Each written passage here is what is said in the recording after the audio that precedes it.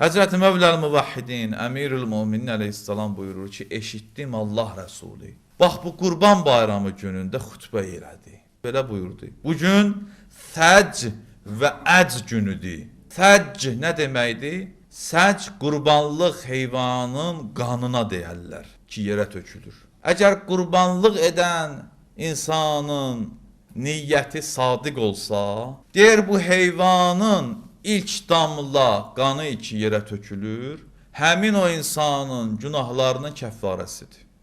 Bunu Allah Rəsulü buyurur. Əgər niyyəti sadiq olur. Və əcc nədir? Həzrət buyurur, əcc duadır. Allah Rəsulü buyurur. Bugün səc və əcc günüdür. Səc nə deməkdir? Qurbanlıq olunan heyvanın qanına deyirlər ki, Həzrət buyurdu. Və əcc nə deməkdir? Əcc. Həzrət buyurur ki, əcc duadır. Bu gündə dua eləyək. Namaz, dua çox mühümdür. Qurbanlıq bayramı, ət bayramı deməkdir. Ət yemək, ət kəsmək, ət doğramaq, bəli, bunlar yaxşı işlərdir, eləmək lazım, paylamaq. Amma mahiyyəti bundan ibarətdir. Həzrət buyurur ki, bu gün düzdür, heyvan kəsməlisən, öz yerində. Amma dua da etməlisən. Bugün mənəviyyat günüdür. Həzrət and içir. Deyir, and olsun o Allaha ki, Muhammedin canı onun əlindədir. Hamı bağışlanar Qurban Bayramı günündə.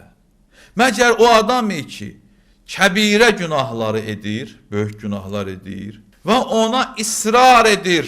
Ürəyində də bu var ki, yenə edəcəm. Həzrət bir qeyd edir burada.